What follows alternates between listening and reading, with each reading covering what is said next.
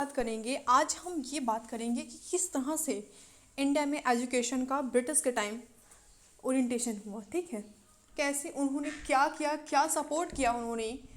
ऐसा नहीं था कि हमारे पास पहले से एजुकेशन नहीं थे, हम लोग के पास पहले से एजुकेशन था, बहुत एजुकेटेड लोग भी थे।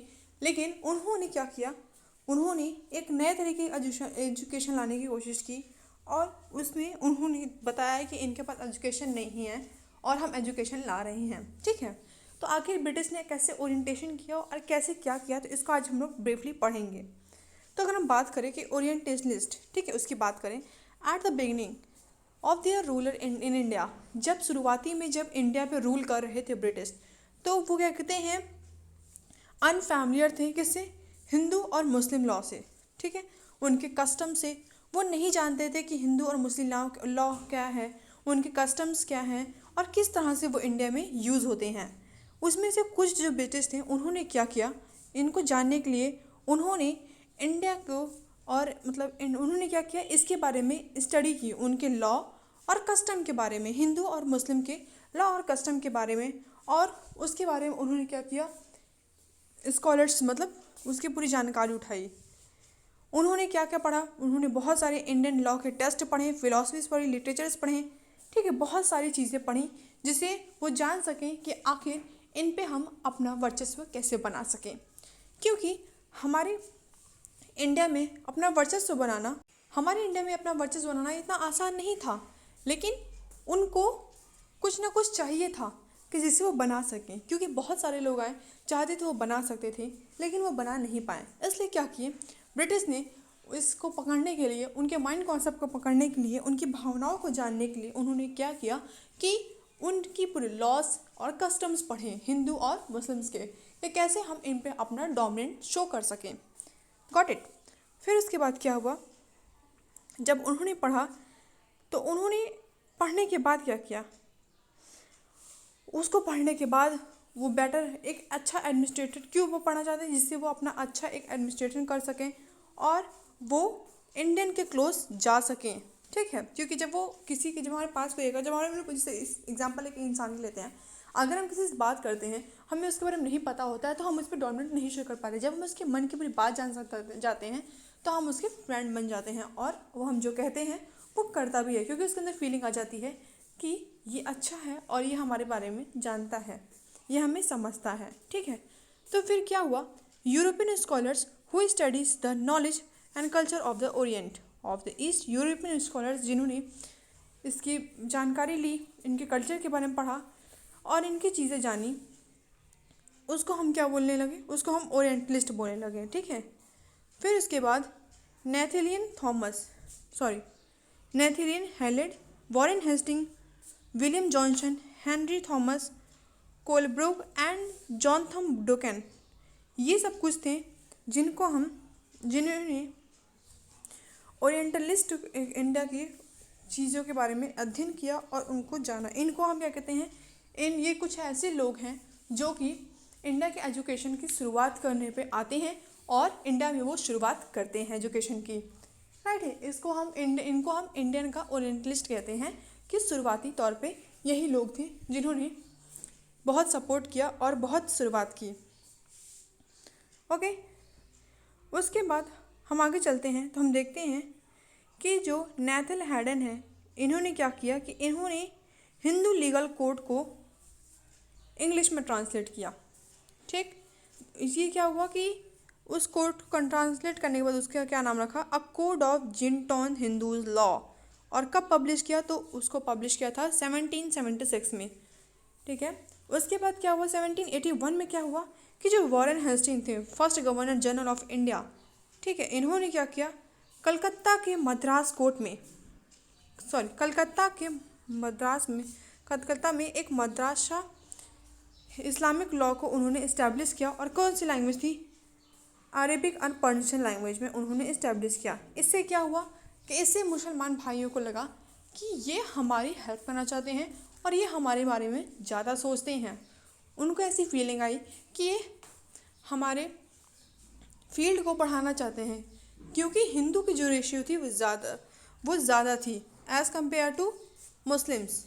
ठीक है, तो अगर हम किसी छोटी चीज़ पे अपना पहले बना सकते हैं तो वो बनाते हैं, क्योंकि एक साथ हम बड़े चीज़ पर नहीं कर सकते हैं। तो उन्होंने पहले मुस्लिम को उठाया और मुस्लिम के प्रति अपनी सहानुभूति दिखाना शुरू की। ठीक, उनको ये बिलीव दिलवाया मुस्लिम को कि हम आपके लिए ही आए हैं और हम आपकी हेल्प करना चाहते हैं। तो इससे मुस्लिम क्या हुए, खुश हुए। फिर उसके बाद क्या हुआ, जो विलियम जॉन्स थे, ये कहाँ के जज थे, ये कोलकाता के सुप्रीम कोर्ट के जज थे। Was a linguist person. ठीक है, लिंग्विस्ट मतलब बहुत सारे इनको भाषाओं के ज्ञान थे। ठीक है, उसके बाद आफ्टर मास्टरिंग संस्कृत ही रीड मैनी, इन्होंने जब ये विलियम जॉन्स क्या किए, संस्कृत पढ़ने के बाद इन्होंने बहुत ज़्यादा सारी रिलीजियंस, सेकुलर वर्कर्स और इन सब को पढ़ा, और पढ़ने के बाद इनको कंपोज किया, किसमें, बहुत मतलब इंग्लिश लैंग्वेज में ट्रांसलेट किया। ठीक है, और कालिदास की एक फेमस बुक भी थी जिसका नाम था अभिजन्मन शुक्लम, इसको उन्होंने ट्रांसलेट किया। ठीक है, इंग्लिश में। फिर क्या हुआ कि 1784 में जो विलियम जॉन्स थे, उन्होंने एक एशियाटिक सोसाइटी का फॉर्मेशन किया। किसमें किया, 1784 में विलियम जॉन्स, जो कि हमारे सुप्रीम कोर्ट कलकत्ता के जज बने थे, उन्होंने एक एशियाटिक सोसाइटी का फॉर्म किया कलकत्ता में। फिर क्या हुआ कि उसमें क्या पब्लिश कराई, उन्होंने एस्केलेटिक रिसर्चेस, एशियाटिक रिसर्चेस उन्होंने पब्लिश कराई। ठीक है, तो उससे क्या हुआ, जर्नलिस्ट लोगों ने इन जो उन्होंने पब्लिश किया, तो जर्नलिस्ट ने उनका नाम एशियाटिक रिसर्चर्स रखा, जिससे उनको ये लगा था कि हम यहाँ पे इनका क्या कहते हैं, इनके एजुकेशन को बढ़ाने चाहते हैं और हम इंडिया की स्थिति को सही करना चाहते हैं। तो यहाँ पे वो दिखाते थे। ठीक है, उसके बाद क्या हुआ कि oriental studies and translate oriental works, उन्होंने काफ़ी आर्टिकल्स पढ़े और उसको ट्रांसलेट करना शुरू किया इंग्लिश में, जिससे कि वो इंग्लिश को ला सके और यहाँ पे मुसलमान भाइयों और हिंदू भाइयों में अपना दिखा सके कि देखिए हम आपके लिए कितना सहानुभूति दिखा रहे हैं, हम आपके लिए कितना कुछ करना चाहते हैं। ठीक, उनको ये बिलीव दिलाने का उनका सिर्फ एक यही मोटिव था। फिर जो गवर्नर जनरल थे कॉर्नवालिस, ठीक है, इन्होंने जॉनथन डैकन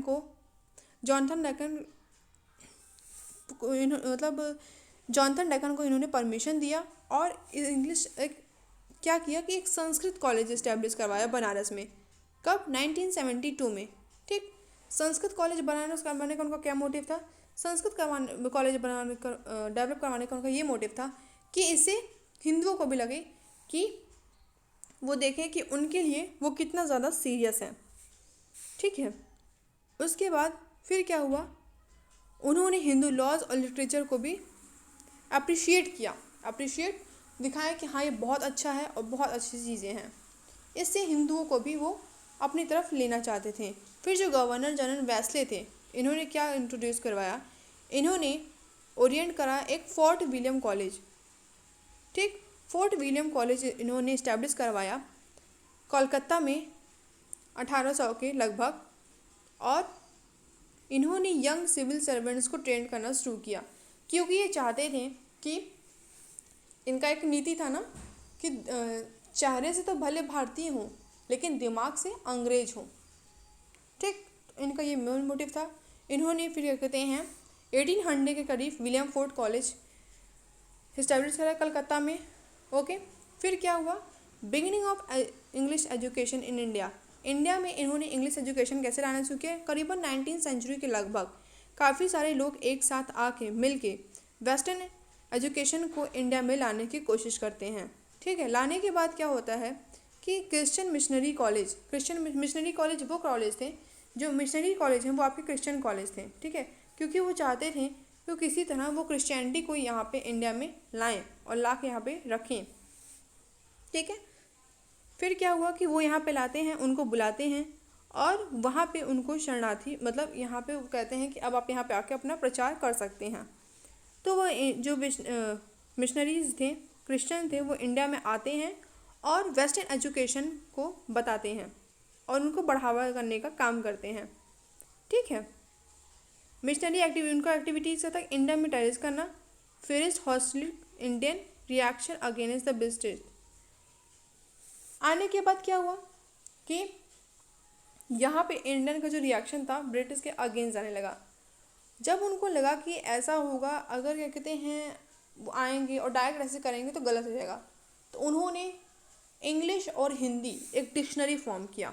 ठीक है, इंग्लिश और हिंदी डिक्शनरी फॉर्म किया जिससे कि वो अपनी चीज़ें बता सकें और साथ ही साथ वो चीज़ें समझा सकें। फिर उन्होंने सारी क्या कहते हैं, क्योंकि रिलीजियस बुक को तो उन्होंने इंग्लिश में ट्रांसलेट कर लिया कि जिससे वो चीज़ें जान सकें। जब वो आते हैं तो इंडिया को फिर मतलब वहाँ के लोगों को अपनी तरफ लाने के लिए उनका फिर से प्लान करना शुरू होता है कि किस तरह से इंडियन को अपनी तरफ लेके आएँ। जब इंडियन को देखते हैं कि ये सब चीज़ें थोड़ी अलग हो रही हैं तो वो तो उनकी तरफ थोड़ा आकर्षित होते हैं, और आकर्षित होने के बाद जो क्रिश्चियन मिशनरी हैं वो 1793 में इंडिया में आ जाते हैं और वो कई सारी भारतीय भाषा को ज्ञान लेते हैं जिसमें कि बंगाली और संस्कृत वो इंक्लूड करते हैं।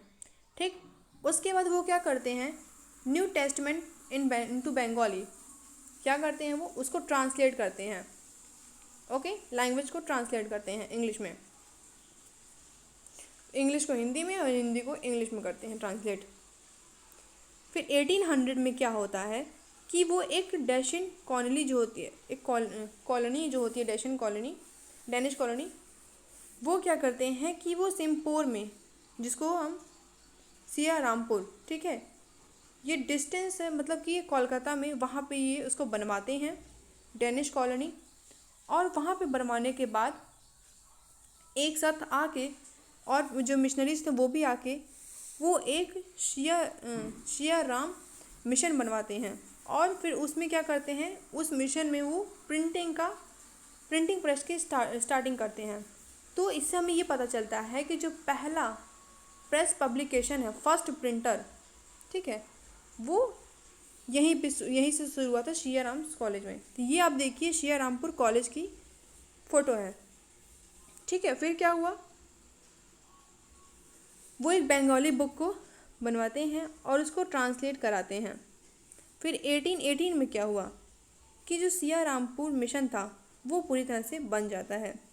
ठीक है, फिर जब 1830 में हमारा चार्टर एक्ट आता है, जब वो चार्टर एक्ट लाते हैं तो चार्टर एक्ट लाने के बाद क्या होता है कि उस समय उसके बाद मिशनरी कॉलेज जो है उसको रिमूव कर दिया जाता है, उसको हटा दिया जाता है।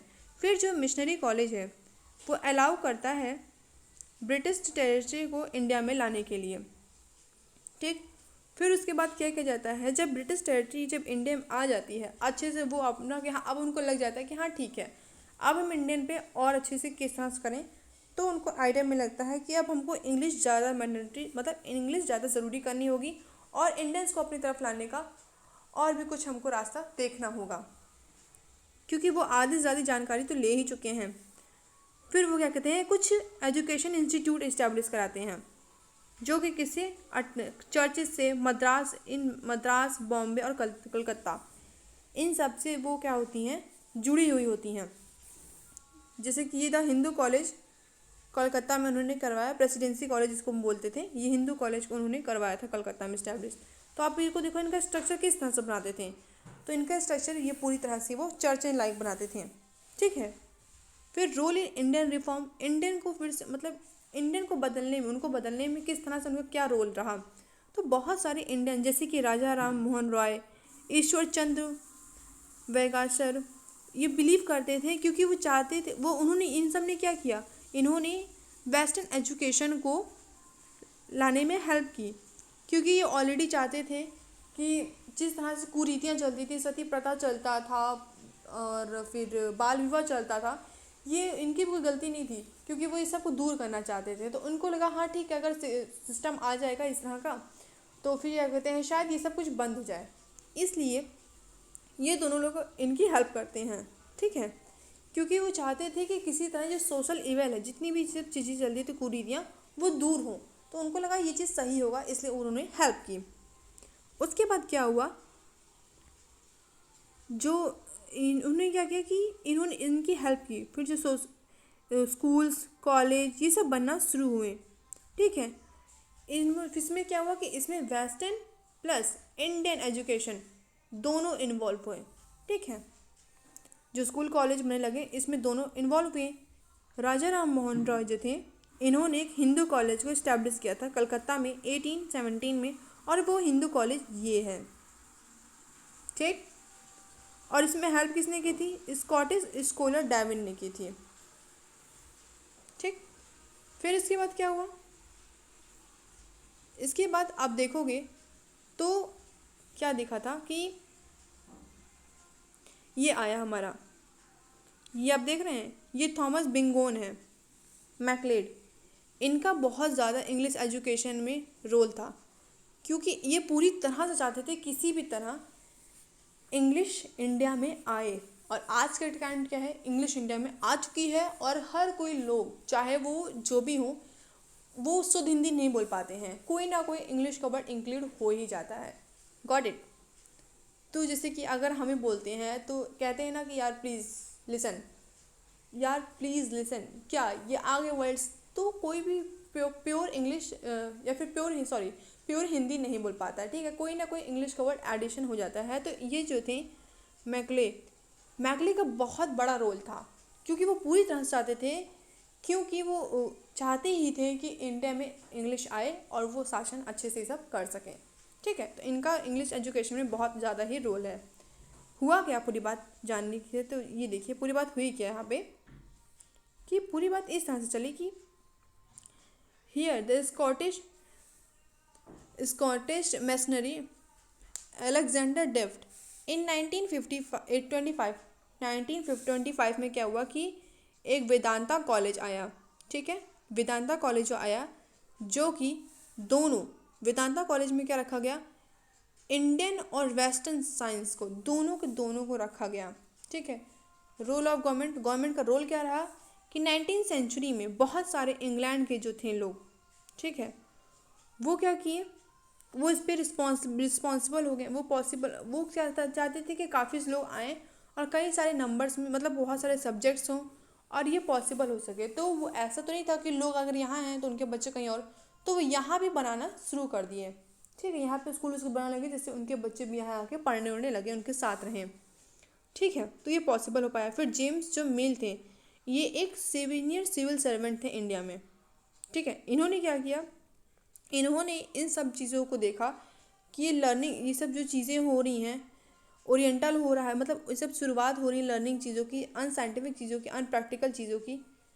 तो ये कहें ठीक है, therefore they wanted Indian to be introduce a system of education. वो चाहते थे कि इंडिया में एजुकेशन के सिस्टम को बेस बना के उसको western philosophy as well as science को भी जाने, वो उनके लिए काफ़ी यूज़फुल होगा। क्योंकि अगर इंडिया भी थोड़ा सा टेक्नोलॉजी में आगे होगी, इंडिया में सब जानेगी, तो वो थोड़ा सा डेवलप बनेगी। ठीक है, उनका ये मानना था। साथ ही क्या यहाँ पे चला, यहाँ पे ये हुआ कि जो आपके जो पीपल थे who held the same views came to refer anglicist, वो भी सोचे कि हाँ ये सही हो रहा है, और वो भी थोड़ा सा, वो भी साथ देना, इंडिया के लोग भी साथ देना शुरू कर दिए इसमें। ठीक है, फिर 19th सेंचुरी में क्या हुआ, जो ब्रिटिश है उन्होंने रियलाइज़ किया that introducing western education in India would serve purpose. हम किस तरह से वेस्टर्न एजुकेशन को इंडिया में लाएं और किस तरह से पूरी तरह से वो आ सके, कोई और पर्पस जो एकदम अहम बन सके। तो उन्होंने क्या किया कि जितने भी इंडियन एम्प्लॉयज़ हैं, ठीक है, ओके, वहाँ पे उन्होंने क्या किया, इंडियन एम्प्लॉयज़ को विद वेस्टर्न एजुकेशन के साथ इन पब्लिक ऑफिस में रखा। वो ड्रेस्टिकली रिड्यूस द एडमिनिस्ट्रेटिव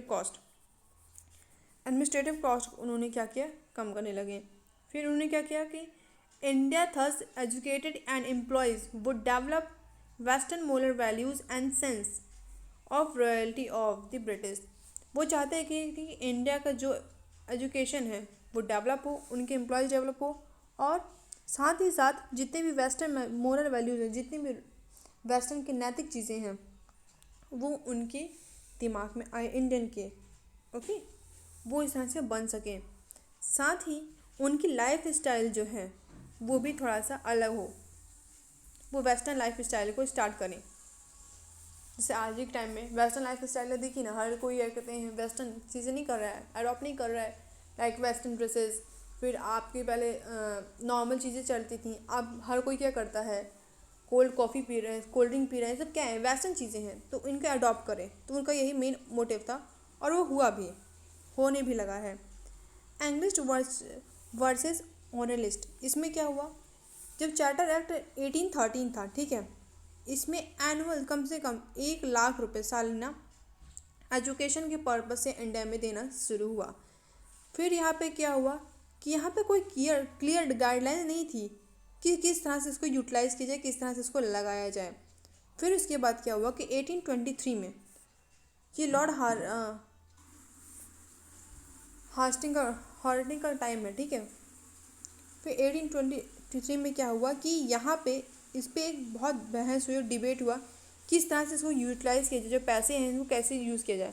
फालतू वेस्ट तो कोई करना चाहता नहीं था, तो किस तरह से पैसे को हम यूज़ करें। फिर यहाँ पे क्या हुआ, जब पैसे की यूज़ करने की बात है तो जो ओरिएंटलिस्ट थे उन्होंने क्या किया कि हम एक काम करते हैं, ट्रेडिशनल इंडियन लर्निंग को प्रमोट करते हैं, उसको बढ़ाते हैं, किसमें, कई सारे वर्नाकुलर लैंग्वेज मतलब कई सारे भाषाओं में वेस्टर्न साइंस के साथ, ठीक है। फिर उसके बाद क्या हुआ कि जो इंग्लिश थे वो चाहते थे कि वेस्टर्न लर्निंग को वो बढ़ाएं और इंग्लिश लैंग्वेज को ज़्यादा यूज़ करें मीडियम के रूप में, उनका यही मेन मोटिव था। तो जब डिबेट हुई तो जो इंग्लिश थे वो इस डिबेट के फेवर में थे, ठीक। फिर जब थॉमस बेंगोर मैकॉले आए तो ये जो ब्रिटिश ऑफिशियल थे, ये एक हाई ब्रिटिश ऑफिशियल थे, इन्होंने लिखा कि अब हमें किस तरह से हमें क्या करना चाहिए कि हमें एक अच्छी वेस्टर्न लाइब्रेरी लानी चाहिए, साथ ही साथ उसमें कौन सी लैंग्वेज होनी चाहिए, इंडियन और अरबियन दोनों के लिटरेचर को हमें नॉलेज लेके उस चीज़ को हमें बदलना चाहिए और वेस्टर्न चीज़ों को मतलब उस चीज़ को इंग्लिश में करके इंडियन और अरबियन लैंग्वेज को भी उसको इंग्लिश में कन्वर्ट करना चाहिए। जैसे कि अगर उर्दू है तो इस वर्ल्ड को, जैसे कि आप वर्ल्ड जो है ये उर्दू वर्ल्ड है, तो इसको इंग्लिश में क्या बोलेंगे। फिर अगर आप ये फिर जैसे कि ये वर्ड हो गया दे दो मुझे, तो इसको इंग्लिश मतलब हर दोनों वर्ड को वो इंग्लिश में कन्वर्ट शुरू करना स्टार्ट कर दिए। फिर क्या हुआ कि जो विलियम बैटन थे 1835 में ये पास हो गया कि हाँ ठीक है ये चीज़ होना चाहिए, ठीक। तो उस समय क्या हुआ कि जो इंग्लिश एजुकेशन है वो इंडिया में आ गई। फिर इंग्लिश मीडियम एजुकेशन इंस्टीट्यूट भी खुलने चाहिए। अब बात तो गई है, तो जानकारी कैसे बनाए, सबको कैसे दें। तो उन्होंने क्या किया कि इंग्लिश इंस्टीट्यूट खोलने लगे और उसके टेक्स्ट बुक भी पब्लिश करना शुरू कर दिए। फिर क्या हुआ कि जब ये सब चीज़ होने लगा तो प्रिंटिंग विंटिंग का काम चल चुका था। अब जब काम चल चुका है तो ये सपोर्ट आएगा, ठीक है, सपोर्ट अभी यहाँ पे मिलना शुरू हो चुका है।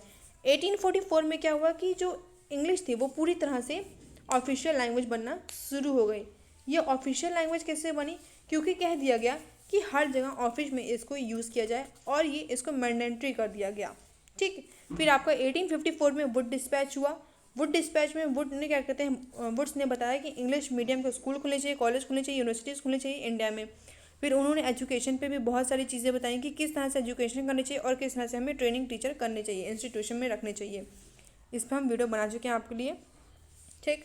फिर उसके बाद क्या चला, ये पूरी बात यहाँ पे ये कहते हैं कि किस तरह से हम मतलब कि वो पूरी गवर्नमेंट डिसाइड करे कि किस तरह से हम और पाठशाला में या फिर मकतब, ठीक है, यहाँ पे पाठशाला फिर मकतब जो भी हो, मकतब कौन यूज़ करते थे, मुसलमान भाई लोग यूज़ करते थे और पाठशाला कौन, हिंदू लोग यूज़ करते थे, राइट। तो यहाँ पे क्या हुआ कि किस तरह से वो इन सब को रूल्स अपने लाएँ और ये सब एक्सेप्ट किया जाए। तो फिर उन्होंने टेक्स्ट बुक स्टार्ट कर दिया, पूरी इंग्लिश में टेक्स्ट बुक रखे, उनको पढ़ाने वाले भी कोई चाहिए, एक रेगुलर रूटीन में पढ़ाना भी शुरू कर दिया गया। फिर उन्होंने एजुकेशन को देखा भी कि हाँ स्टूडेंट हो रहा है कि नहीं हो रहा है, कई सारे लैंग्वेज के उन्होंने दिए। फिर एग्ज़ाम पैटर्न उन्होंने रखा, किस तरह से एग्ज़ाम कराइए। फिर चाहे गरीब बच्चा हो चाहे अमीर बच्चा हो, उन्होंने कहा कि उसकी फ़ीस क्या होनी चाहिए, सेम होनी चाहिए, ठीक है। उसके बाद स्कूल में उनका अटेंडेंस होना चाहिए, साथ ही साथ कि जो उनकी ग्रेजुअल जो स्कूल्स हैं वो धीरे धीरे स्कूल आना शुरू कर दें, ओके। तो ये सब इनका पूरा एकदम ये वुड डिस्कस में ये सब पूरा कहा गया, ये सब बातें। ये जो आप देख रहे हो फोर्ट कैंपस ही है, ठीक है, ये जो है ये फोर्ट कैंपस है।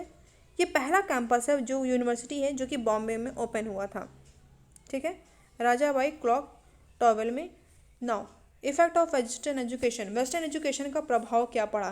तो वेस्टर्न एजुकेशन का एक तरह से देखा जाए कि ये न्यू एजुकेशन था जो कि neglect education of the mass, इसको बड़ा बेकार प्रभाव पड़ा, इसको नेगलेक्ट कर दिया गया। Indian traditional education allow to decline was not replace ultimate system.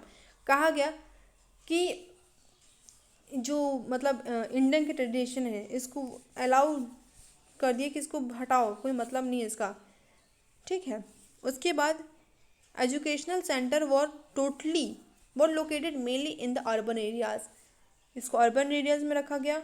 और फिर कुछ मतलब फिर लड़कियों को भी एजुकेशन देना जाना शुरू कर दिया गया। इंग्लिश मीडियम जो एजुकेशन हुआ था ये पूरी तरह से क्या हुआ कि इसने मतलब पूरी तरह से इंडिया के ट्रेडिशन को तहस नहस करना शुरू कर दिया। इसने क्या किया, इंडिया की लिटरेचर को, इंडिया के हिस्ट्री को, फिलॉसफी को, साइंटिफिक चीज़ों को, टेक्निकल तब सब चीज़ों को हटाना शुरू कर दिया। और साथ ही उनको पूरा के पूरा यूरोपियन चीज़ लाना शुरू कर दिए और कुछ मेडिकल कॉलेज भी उन्होंने बनवाए। और अच्छा प्रभाव लेकिन इसका क्या पड़ा, इसका अच्छा प्रभाव ये पड़ा इंग्लिश एजुकेशन का, वेस्टर्न एजुकेशन का, कि English become a language of communication, कि इंडिया इंग्लिश का अब हाँ बात की बात है कि ट्रेडिशन हम लोग का पूरा तरह से बदल गया, लेकिन अच्छा प्रभाव ये पड़ा कि साथ ही इंडिया जो है वो अब किसी भी इंडिया के पार्ट में जा के रह सकते हैं, ठीक है, एजुकेशन रह सकते तो कहीं भी जा सकते हैं क्योंकि वो इंग्लिश बोलना सीख गए हैं। और यहाँ तक कि वो खुद की लाइफ भी जी सकते हैं। जो वेस्टर्न एजुकेशन था वो क्या करता था, इंडिया को मॉडर्न आइडियाज़ देना शुरू किया। अब हम बात करते हैं नेशनल एजुकेशन की। नेशनल एजुकेशन की तरफ चलें तो जो 19th सेंचुरी में इंडिया जो डिससेटिस्फाइड थे ब्रिटिश सिस्टम से, आज के समय में जो हमारे यूथ हैं, ठीक है, जो हमारे यूथ हैं हर जगह इंडिया में, वो इस चीज़ को देखते हैं, वो खुश हैं इससे, वो खुद के ओन से खुश थे, लेकिन साथ ही अब उस चीज़ को वो अडॉप्ट करने लगे। नेशनल एजुकेशन में यहाँ पे देसी शिक्षा की बात चलती है कि किस तरह से नेशनल एजुकेशन रखा जाए। तो यहाँ पे जो ग्रेट थे हमारे कौन, रविन्द्रनाथ टैगोर, उन्होंने क्या किया, उन्होंने कहा कि जो वेस्टर्न लिबरल आइडियाज़ थे और साइंटिफिक आइडियाज़, साथ में उन्होंने कहा कि जो ब्रिटिश चीज़ें हैं, एजुकेशन है, वो हमारे बच्चों को डिस्ट्रॉय करेगी। हमारे बच्चों को खुद के एजुकेशन, खुद की क्रिएटिविटी उनके अंदर होनी चाहिए, ठीक है, वो खुद की चीज़ों को समझें। रविन्द्रनाथ टैगोर ये कहते हैं कि ज़रूरी नहीं है कि हमें जो चीज़ रटाया जाए वही, अगर हम कुछ रट लेंगे तो हमारा दिमाग काम करना बंद कर देगा। हमें खुद क्रिएटिव होना चाहिए, खुद हमें हर चीज़ें आनी चाहिए, उनका ये मानना था। यहाँ तक कि वो ये मानते थे कि जो बच्चे हैं बच्चों को नेचुरल इन्वायरमेंट में रखिए। आप एक चीज़ों जेल जैसे बंद एक कमरे में बंद करके मत पढ़ाइए। अगर आप एक क्लासरूम में पढ़ा रहे हैं तो उनका ये मानना था कि क्लासरूम मतलब आप उनको जेल में बैठ के पढ़ा रहे हैं, उनको प्रकृति में बैठ के पढ़ाइए। ये रविन्द्रनाथ टैगोर का मानना था। और रविन्द्रनाथ टैगोर ने एक शांति निकेतन इंस्टीट्यूट भी फॉर्म किया, ठीक है, जहाँ पे वो क्या कहते हैं, वो बहुत बड़ा है आपका शांति निकेतन जो है, ओके, शांति निकेतन आपका कोलकाता में है और जो कि बहुत बड़ा है। साथ ही वो उन्होंने क्या किया कि वहाँ पे बच्चों को एजुकेशन देने लगे, ओपन एरियाज़ में देने लगे और इंडियन एजुकेशन, ठीक। साथ ही क्या हुआ, स्टूडेंट को स्टडी वेरियस सब्जेक्ट, स्टूडेंट बहुत सारे सब्जेक्ट पढ़ते थे इसमें, जैसे कि आपकी हिस्ट्री हो गई, फिर लिटरेचर हो गया, लैंग्वेज, मतलब कि पूरे math, science, teaching, dancing, drama, music, हर चीज़ उन्होंने उसमें रखा। उस इंस्टीट्यूशन के जरिए शांति निकेतन में रविन्द्रनाथ टैगोर में बहुत सारी चीज़ें रखी। साथ ही आपका फिर क्या हुआ कि जो एक नेशनल काउंसिल ऑफ एजुकेशन एक इसकी स्थापना हुई 1906 में। इसमें क्या हुआ कि इसमें आपका इंजीनियरिंग कॉलेज बनने की बात चली। और जो यहाँ पे जो आप अगर इंजीनियरिंग कॉलेज, पहले जो इंजीनियरिंग कॉलेज बना था वो जावेदपुर यूनिवर्सिटी है जो कि आपके कलकत्ता में है, ठीक है। फिर आपका क्या बना, और भी यूनिवर्सिटीज़ बनी, जैसे कि काशी विद्यापीठ बना आपका, फिर बिहार विद्यापीठ बना, जामिया मिलिया अलीगढ़ में मिला बना, जो कि अब जो जामिया मिलिया अगर आप देखो ना तो ये कहाँ है, आपका दिल्ली में है, दिल्ली में शिफ्ट हो गया। तो ये सब चीज़ें बनना शुरू हुई। फिर महात्मा गांधी क्या थे, Mahatma Gandhi cause a national education, उन्होंने भी प्रमोट किया, ठीक। उन्होंने क्या किया कि उन्होंने सोचा कि हाँ इंडिया के नीड्स के हिसाब से सब चीज़ें होनी चाहिए। वो रॉयल इंस्टीट्यूशन की बात की, इंटरनेशनल अफेयर की बात की 1931 में। ठीक है, फिर उन्होंने कहा कि जो वेस्टर्न एजुकेशन है had left India more literate that if 50 और 100 ईयर अगो। काफ़ी सारे समय बाद अब इंडिया भी हट जाना चाहिए, वेस्टर्न एजुकेशन अब हट चुका है और इंडिया खुद से ही हर चीज़ों में इन्वॉल्व हो रहा है। Beginning of modern education Aligarh and Baroda. यहाँ पे कैसे क्या हुआ, जो अलीगढ़ में तो सैयद अहमद खान जो थे उन्होंने क्या किया कि एक मॉडर्न मुस्लिम यूनिवर्सिटी खुलवाई। ठीक है, जिसको जो कि इंग्लिश मीडियम स्कूल में था, जो कि इंग्लिश मीडियम में खुलवाई। और साथ ही उनकी थिंकिंग क्या थी, तो कब खुलवाई 1875 में सैयद अहमद अली ने एंग्लो ओरिएंटल कॉलेज को खुलवाया इलाहाबाद में, जो कि आज के समय में क्या कहा जाता है, अलीगढ़ मुस्लिम यूनिवर्सिटी कहा जाता है। इसमें क्या हुआ कि इसमें टेक्निकल एजुकेशन की बात शुरू हुई। ठीक है, टेक्निकल एजुकेशन की पढ़ाई उन्होंने शुरू करवाई। Got it. फिर क्या हुआ, साथ ही आप देखो तो ये रविन्द्रनाथ टैगोर हैं जी हैं, और साथ छोड़ो, अब वहाँ पे टेक्निकल एजुकेशन साइंस आर्ट्स सब कुछ पढ़ाया और इंग्लिश मीडियम की इंट्रोडक्शन की। फिर बड़ौदा में क्या हुआ कि बड़ौदा में ना उसको अब वडोदरा कहा जाता है। यहाँ पे क्या हुआ कि महाराजा सयाजीराव जिवेक थर्ड ने इन्होंने एक free introduction compulsory primary education करवाया बड़ौदा में। उन्होंने कहा कि प्राइमरी एजुकेशन ज़रूरी होना चाहिए और कंपलसरी होना चाहिए। ठीक है, साथ ही जितने भी हायर लर्निंग चीज़ें हैं वो भी खुलने चाहिए।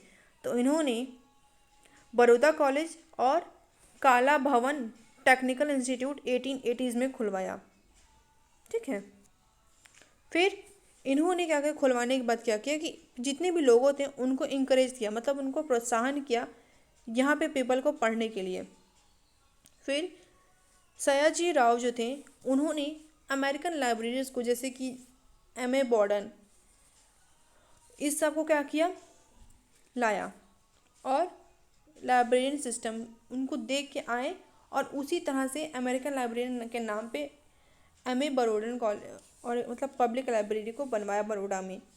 ठीक, और साथ में इन्होंने इंग्लिश मीडियम एजुकेशन को यहाँ पे रखा, किस में, आर्ट्स में, साइंस में, टेक्नोलॉजी में, ओरिएंटल एजुकेशन में, इन सब में, नर्सिंग वर्सिंग हर जगह में रखा था। इनका क्या था, इनका ड्रीम था कि ये fulfil the death when the Baroda college develop into the Maharaja Shivaji university of Baroda.